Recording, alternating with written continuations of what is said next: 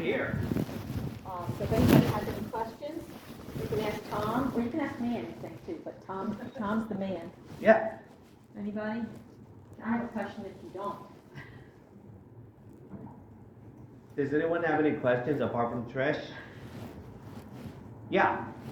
Can you give any advice on, like, if someone with autism comes to our office, and obviously you gave the example of, like, you're letting them get used to the environment first, but it sounds like every person is different. Yeah. So can you give advice on how to approach someone and figure out, like, how someone should approach someone in that situation? That's a good question, but my experience, just ask. You know, now, there is a way to be blatantly offensive about it. Don't do that, but just ask me, you know, hey, how can I assist you in being comfortable? The presumption would be either that you know that they have autism and they're speaking on the paperwork that you know that they're coming in and they have autism. That's one of the things. So if you have that kind of questionnaire intake form that might get some of that information of help. But if you don't, pretty much what Tom said, sometimes if you suspect something, you can offer without some, hey, do you have autism? Yes, that's rude, really. Yeah. HIPAA violations, Yeah. anyone? But you could pretty much say, you know, is there anything to help you, through this appointment? You know, would you like the way that, you can just ask what they might need without even suggesting that they have any issues. I think that would be okay to do. I think the best thing is not to interrupt Trish, the best thing at least from my experience, that a medical professional has done, or any kind of person, is just, I'm here, how can I help, what do you need me to do?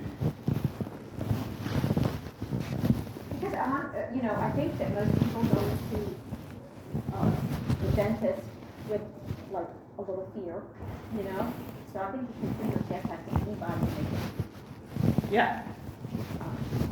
But definitely, there's lots of little things that might be comforting. The parents are going to help you. They're going to help you. It's like asking me about music. What do you Right. like? What would you like to hear? Right. And documenting that. Yeah. Yeah. It's key. So next time it's like, oh, Yeah. Right. Yeah. you gotta fight the chance. So in the dental program that we did, that first visit, anybody who signed up had to fill out a form in advance. So when we had, we already knew he doesn't like this, he likes this, or she doesn't. And we were able to accommodate them because we were able to tell the dentist and the hygienist in advance, okay, this guy, he doesn't like this, he wants to know this. You know what I mean? So we were able to do that. You don't always have that information, but you can always, like Tom said, it's just a basic, how can I make Yeah. this visit more comfortable for you? Does anybody want to know at what age was Tom diagnosed? Isn't that a neat question? Yes. How old? Is it at 7 years old? I'm sorry? Were you diagnosed at 7 years old? Yes. I had no idea what it meant then, and I'm still trying to figure out at age 34.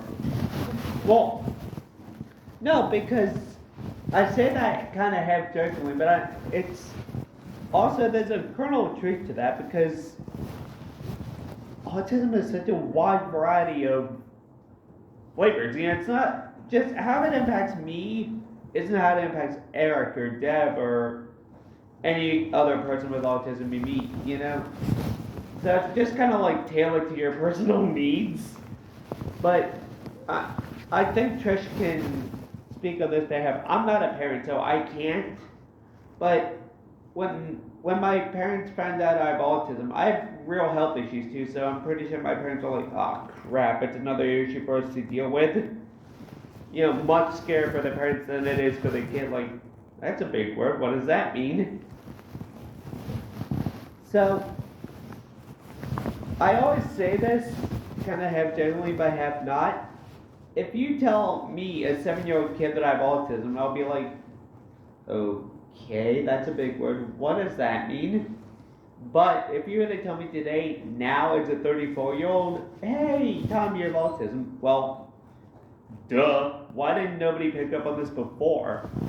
You know, why have I been in the dark for 34 years? Why has nobody come forward and said we think we know what's going on with you, or as opposed to you're weird? You know, Any other questions? yeah. What does it mean to you to have autism? To me, that's a good question. I don't know how to answer that. It's just me being me every day. You know, for you to ask what's it like having autism is me that is, it sounds weird, but it's akin to me asking you, well, what's it like to drive a car or whatever? You know, it's like, I don't know, you just do it, or you just live with it, or it's something you know how to cope with or deal with. But if I were to really think about it, it's like, yeah, a lot of monologue. I guess like Trish touched on this earlier with Nick. But for me, it's like, you know, I internalize my passions, interests, hobbies, and just vocalize about, okay, this is what this is, this is what this is, what this, and it, I'm lucky, I don't think I've ever said this in front of Trish before, but for me, my job, just talking in front of people, is a form, for me, it's almost a form of stimming, you know, I get paid to stim, you know, it's the greatest thing in the world, but I'm not saying I'm uncomfortable or nervous or anything, but when I am, I just talk and talk and talk and talk and talk. My dad would go, hey Tom, land the plane, or just, hey Tom, knock it off. You know, you're talking a lot. But, I don't know, for me, it's just me being me. To anyone else, is Tom the guy who doesn't shut up, you know? Thanks for having us. Well, thank you all, I Thanks, appreciate guys. it. Yeah.